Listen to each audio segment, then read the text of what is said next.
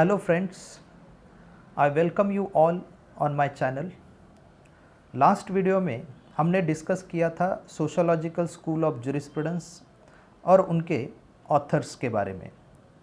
अभी ये जो वीडियो है इसमें हम एक मोस्ट इम्पॉर्टेंट ऑथर जो है जिसके नाम से sociological school of jurisprudence recognise होता है, जाना जाता है, उनके बारे में इस वीडियो में हम डिस्कस करेंगे।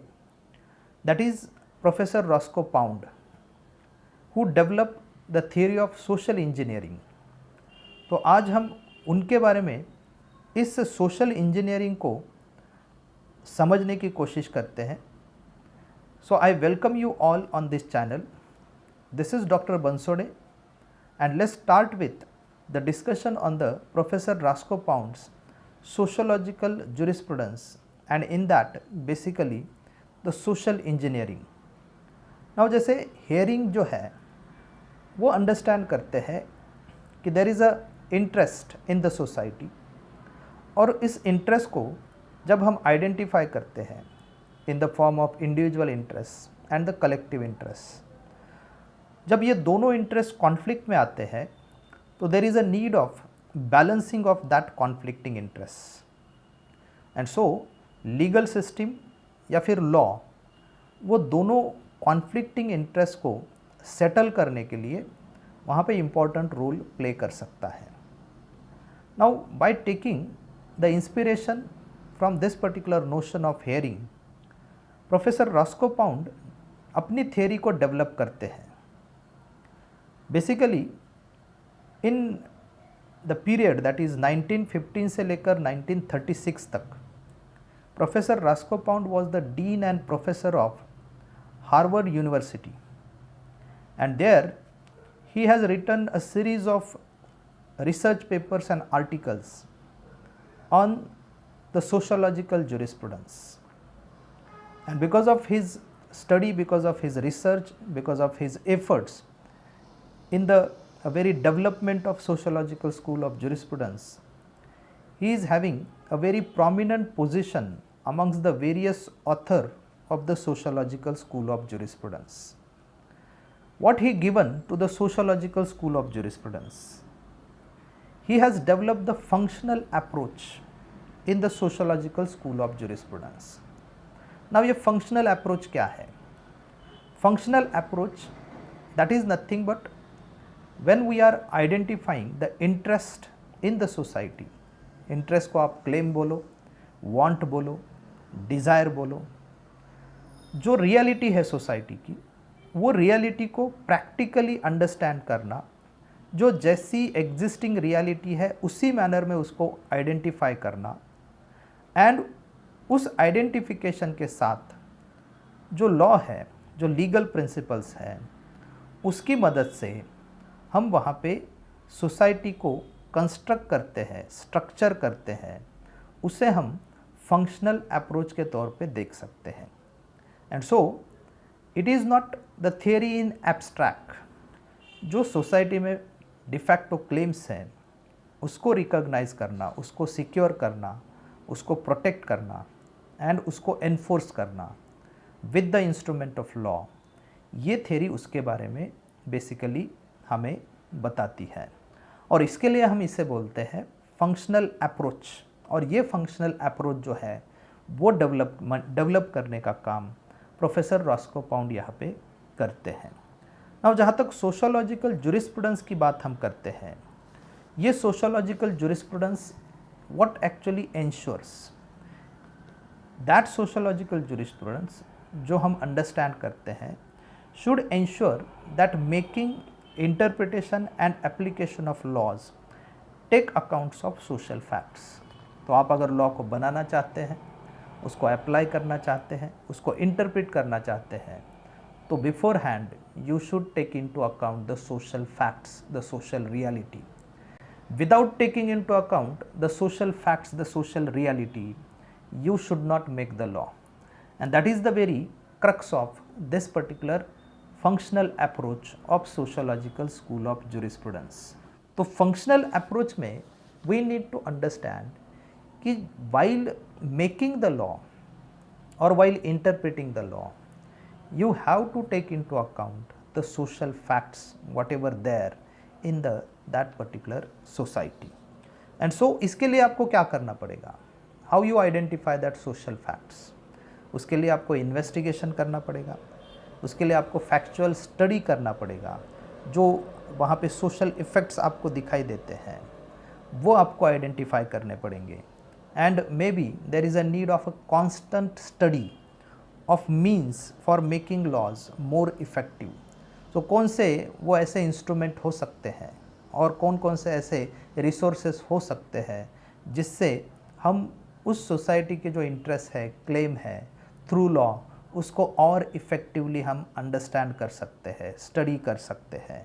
And so it requires a research, constant study in that particular social means whatever there in the society. So it may involve the philosophical study, psychological study, or the methods which is a philosophical method or psychological method in the study of that particular interest in the society. And so जहाँ तक हम बात करते हैं investigation होना चाहिए, study होना चाहिए, और उसके थ्रू आप क्या कर सकते हैं, through the help of law और with the instrument of law वो सोशल इंटरेस्ट को वहाँ पे सिक्योर करने की कोशिश कर सकते हैं. और इसके ही बेसिस पे रास्को पाउंड बोलते हैं कि लॉ मस्ट, और law is nothing but the interest which needs to be recognise, enforce and protected by that particular legal system. Now जहाँ तक हम ये कैसे अचीव करेंगे, how we are achieving this particular purpose of legal order, and so to achieve the purpose of that particular legal order, जो society का जो interest है उसको वहाँ पे समझना पड़ेगा.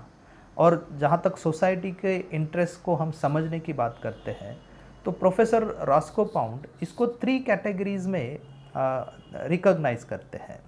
सो he made actually the classification of that particular interest, and in that he said कि सोसाइटी में इंडिविजुअल इंटरेस्ट एक होता है, सोसाइटी में पब्लिक इंटरेस्ट एक होता है, और सोसाइटी में सोशल इंटरेस्ट एक होता है.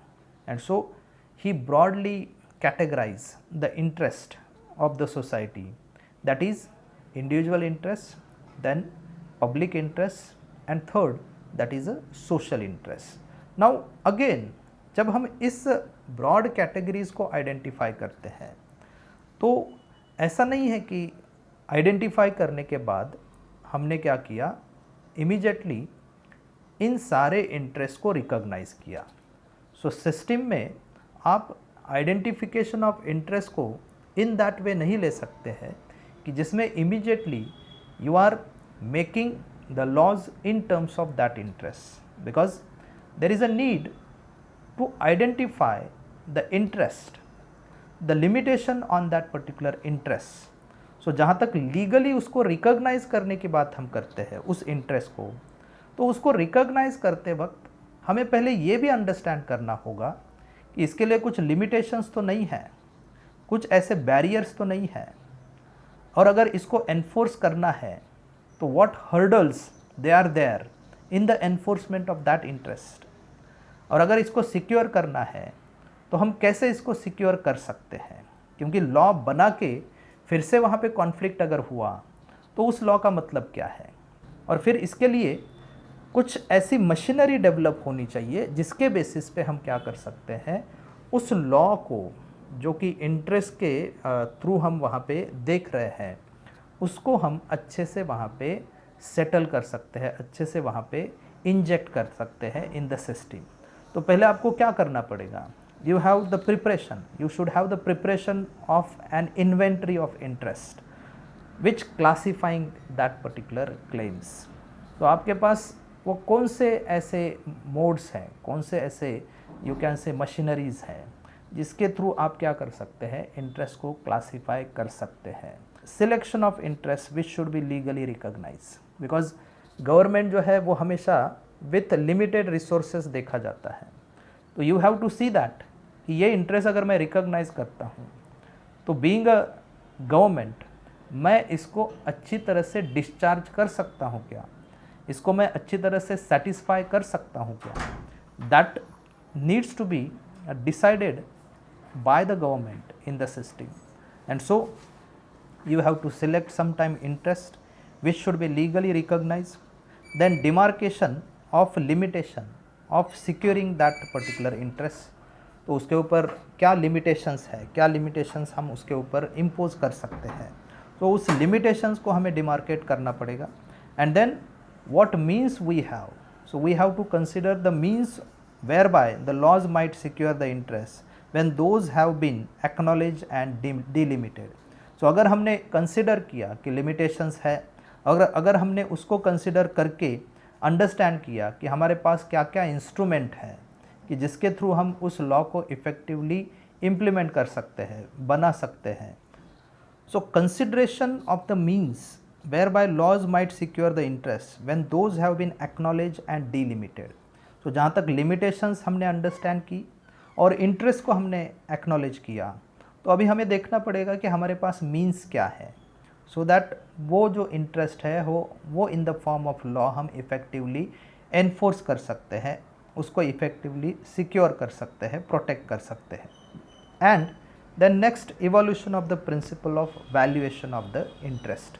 तो ये कुछ चीज़ें हैं जो वहाँ पे आपको करनी पड़ेगी, एंड ये इन the form of machinery for recognition, protection, enforcement of that particular interest, ये लीगल सिस्टम में होना चाहिए.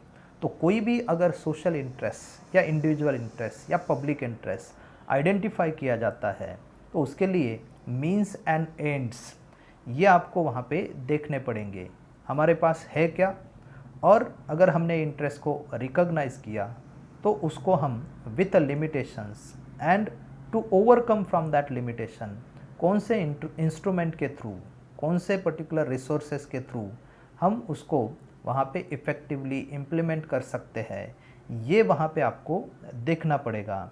And that is the thing we need to understand in the that particular social engineering.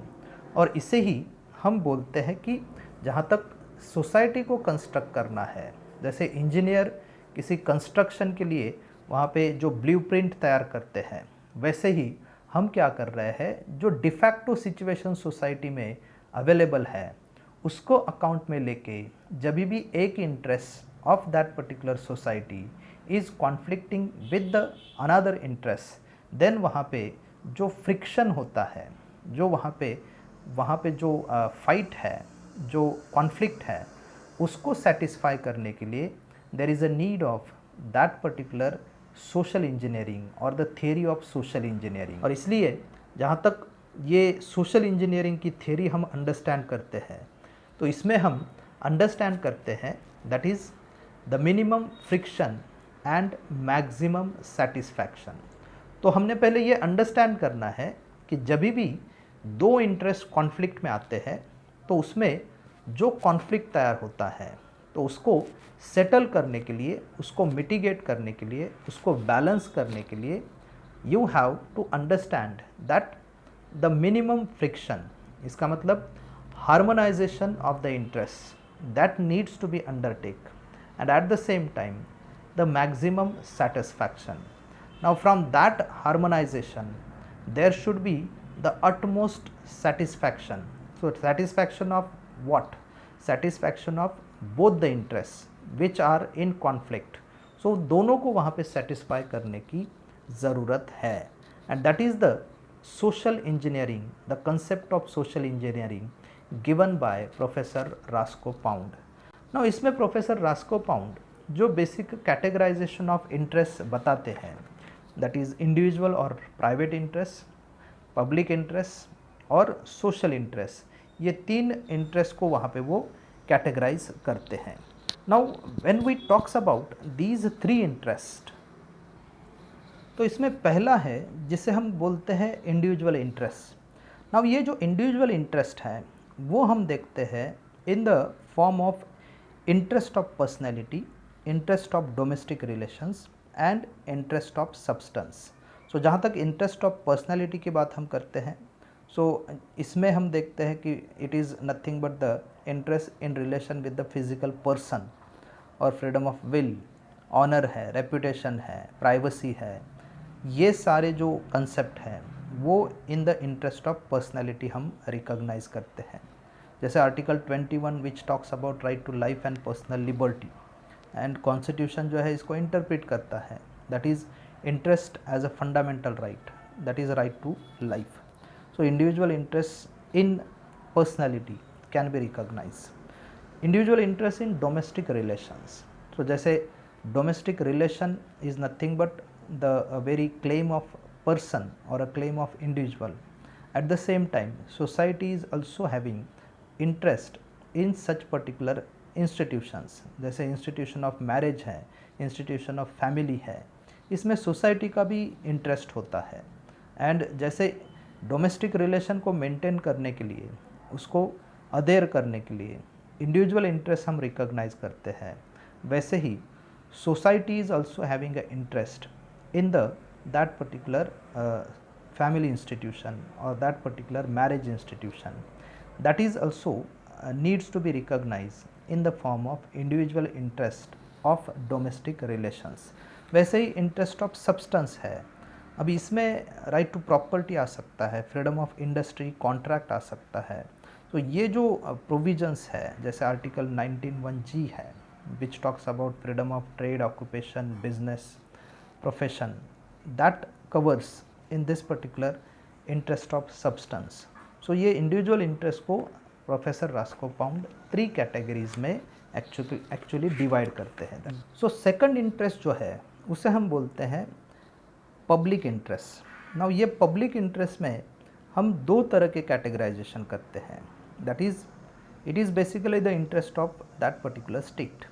So interest of the state as a juristic person and interest of a state as a guardian. And in this 2 categories we understand कि state as a juristic person, जहाँ तक आप कोई भी dispute अगर state के सामने लेके जाते हैं तो स्टेट उसको सॉल्व करने की, रिजॉल्व करने की कोशिश करता है. बीइंग आर्बिट्रेटर वहाँ पे रिजोल्यूशन मैकेनिज़्म देने का काम करता है. तो that is the interest of the state as a juristic person. जहाँ तक interest of a state as a guardian, जिसे हम पेरेंट पैट्रे भी बोलते हैं, सो लोगों के लिए स्टेट जो होता है वो एज अ गार्डियन काम करता है.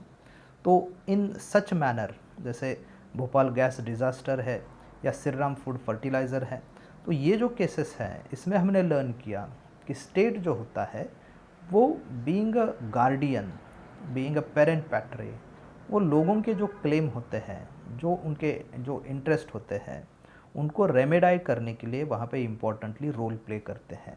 सो पब्लिक इंटरेस्ट जो है as per the categorisation of रास्कोपाउंड, ये 2 मैनर में देखे जा सकते हैं, state as a juristic person and state as a guardian. So in this manner professor Roscoe Pound divides this particular public interest और the interest of the state. Third category है that is the social interest. Now इसको professor Roscoe Pound फिर से 6 सब categories में देखते हैं. Now इसमें पहला है social interest in general security. Now social interest in general security that जहाँ तक ब्रीच ऑफ एनी राइट हम देखते हैं तो उसमें वी आर एक्सपेक्टिंग कि भाई हमें सेफ्टी सिक्योरिटी मिलनी चाहिए, हेल्थ है, पीस है, लॉ एंड ऑर्डर है. तो यहाँ ये जो इश्यूज़ हैं इसके लिए हमें जनरल सिक्योरिटी की ज़रूरत है. एंड सो स्टेट जो है वो प्रोटेक्ट करने की कोशिश करता है टू देयर सब्जेक्ट, और उसके लिए जहाँ जहाँ पे ज़रूरत है पिनल प्रोविजंस इंजेक्ट करना, उसके लिए लॉज बनाना, क्रिमिनल लॉज वहाँ पे इंजेक्ट करना, ये जो है इन दिस वे वहाँ पे social interest in the form of general security वहाँ पे सिक्योर करने का काम जो है लीगल सिस्टम में किया जाता है. वैसे ही है जहाँ तक social interest in the security of social institutions. So those institutions that may be in the form of religious institution, domestic institution, ये वहाँ पे जो सोशल इंटरेस्ट जो है इन security of that social institution वो हम वहाँ पे देख सकते हैं. तो सिविलाइज सोसाइटी है, और सिविलाइज सोसाइटी में हम लॉ जो है जो in relation with that particular civilise norms हमें वहाँ पे मिलना चाहिए. तो ये सोसाइटी का इंटरेस्ट हो सकता है इन द सोशल इंस्टीट्यूशन, वो वहाँ पे रिकॉग्नाइज करके देना चाहिए. सो मैरिज के जो लॉज हैं उसमें सोसाइटी का इंटरेस्ट हो सकता है कि जिसमें सोसाइटी चाहती है कि मैरिज इंस्टीट्यूशन पर्टिकुलर मैनर में ही रेगुलेट होना चाहिए. So that is a social interest in that particular institution. In the same manner social interest in general morals. So ये भी आप देख सकते हैं कि बहुत सारे लॉज जो है वो in the line of that particular moral conduct of the society वो वहाँ पे बनाए जाते हैं. Like prohibition of prostitution. So यहाँ पे आप देखते हैं कि प्रोस्टिट्यूशन जो है वो उसको कर्ब करने के लिए, उसको इरेडिकेट करने के लिए और उनको फिर से रिहैबिलिटेट करने के लिए वो वहाँ पे लॉज वैसे बनाए गए हैं. And so social interest in that particular general morals वो हम वहाँ पे देखते हैं. That is a third category of that particular social interest. Now in the same manner जहाँ तक इंटरेस्ट को हम आगे डिफाइन करते हैं तो उसमें social interest in conservation of social progress ये भी हम देखते हैं. सो सोशल रिसोर्सेस जो होते हैं तो उसमें conservation of natural resources, conservation of human resources, ये सारी चीज़ें हम देखते हैं. तो जो यहाँ पे एनवायरमेंटल लॉज हैं जो कि इन अ मैनर दैट की जो नेचुरल रिसोर्सेस है उसको कंजर्व करना चाहिए. या इन द सेम मैनर जहाँ तक हम फंडामेंटल ड्यूटीज़ को देखते हैं तो in part 4A of the constitution which talks about the very preservation of animal life और animal husbandry in that way. So ये जो कुछ ऐसे मैंडेट्स हैं उसमें हम सोशल इंटरेस्ट रिकॉग्नाइज करते हैं इन कंजर्वेशन ऑफ सोशल रिसोर्सेस. और ये इसलिए कि जहाँ तक ये जो रिवर्स है, फॉरेस्ट है, लेक्स है, वाइल्ड लाइफ है, ये जो है ये हमें for the resources of future generation वो वहाँ पे कंजर्व करने ज़रूरी है, प्रोटेक्ट करने ज़रूरी है. इसलिए social interest we can find in the conservation of these resources which are the social resources. In that way we can say social interest in general progress. ये भी कैटेगराइजेशन, सब कैटेगराइजेशन ऑफ सोशल इंटरेस्ट वहाँ पे professor Roscoe pound हमें देते हैं. तो जैसे सोसाइटी डेवलप होती है वैसे सोसाइटी के डिमांड्स भी वहाँ पे इंक्रीज़ होते हैं. तो जहाँ तक इकोनॉमी बढ़नी चाहिए, पॉलिटिकल प्रोग्रेस से वहाँ पे पॉलिटिकल लाइफ जो है वो इफ़ेक्टिवली मेंटेन होनी चाहिए. कल्चरल जो नए चेंजेस आते हैं सिचुएशन के हिसाब से उसमें प्रोग्रेस वहाँ पे होना चाहिए. सो जहाँ तक हम बात करते हैं सो प्रॉपर्टी मैटर्स हो सकते हैं, लैंड के मैटर्स हो सकते हैं या फिर दूसरे कमर्शियल जो ट्रांजैक्शंस है वो हो सकते हैं. तो ये जनरल प्रोग्रेस के जो मैटर्स हैं उसमें भी सोसाइटी का इंटरेस्ट आइडेंटिफाई होता है. And so in that way also the legal system should provide the very legal norms और the legal order in regards with such particular general progress or social interest in general progress. And last that is social interest in individual life. So जहाँ तक individual life है इसमें हम self assertion, इसमें हम देखते हैं कि भाई अपॉर्चुनिटी मुझे मिलनी चाहिए, इसमें मेरी जो कंडीशन ऑफ लाइफ है वो और इम्प्रूव होनी चाहिए, इन अ वेरी इफ़ेक्टिव मैनर वो डेवलप होनी चाहिए. तो सोसाइटी जो है वो इंडिविजुअल से डिफरेंट नहीं हो सकती है. तो society is nothing but the very that particular collective association of individual. और इसमें हर इंडिविजुअल जो हमेशा प्रोग्रेसिव मैनर में डेवलप होना चाहता है, हर individual as a part and parcel of society अपने आप को in a very develop manner देखना चाहता है, वो भी एक इंटरेस्ट है. तो that is also the social interest in individual life. तो ये सब कैटेगराइजेशन सोशल इंटरेस्ट के बारे में प्रोफेसर रास्को पाउंड देते हैं.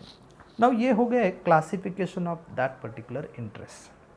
नाउ इसको अगर हम फर्दर मैनर में इसको डिस्कस करते हैं तो जहाँ तक कॉन्फ्लिक्ट आता है तो उसमें जैसे सोशल इंजीनियरिंग बोलता है कि there should be the minimum friction and maximum satisfaction in regards with the balancing of that particular conflicting interest. इसको अटेन कैसे करें?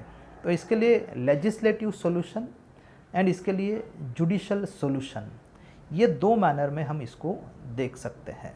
तो जहाँ तक लेजिस्लेटिव सोल्यूशन की बात हम करते हैं, बट नेचुरली लेजिस्लेशन है, ऑर्गेनाइज सोसाइटी है, ऑर्गेनाइज सोसाइटी में ऑर्गेनाइज इंस्टीट्यूशन काम करते हैं, जिसमें हमने बहुत सारे लॉज बनाए हैं और बहुत सारे लॉज इनैक्ट करके हमने क्या किया है, जो सोशल इंटरेस्ट है उसको वहाँ पे सेटिस्फाई करने की कोशिश की है। And because of that, through legislative solution, interests can be harmonized, interests can be balanced. That is what Rascopound says. And at the same time, he talks about judicial solution. Judiciary भी contribute कर सकती है, तो जिसमें judiciary वहाँ पे interest को conflict में अगर आते हैं तो उसको बैलेंस करने का काम इफेक्टिवली कर सकती है। And so from the very journey from 1950 itself, when we see the various landmark judgments of the Supreme Court, we understand कि time and again the Supreme Court has undertaken that responsibility.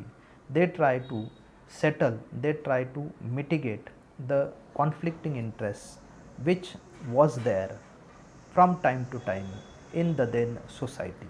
So right from Champakam Dorai Rajan's case till you can say the latest judgment of the Supreme Court on various issues which directly hit towards the social conflict or the interest which is conflicted with one another, that tried to settled by the judiciary.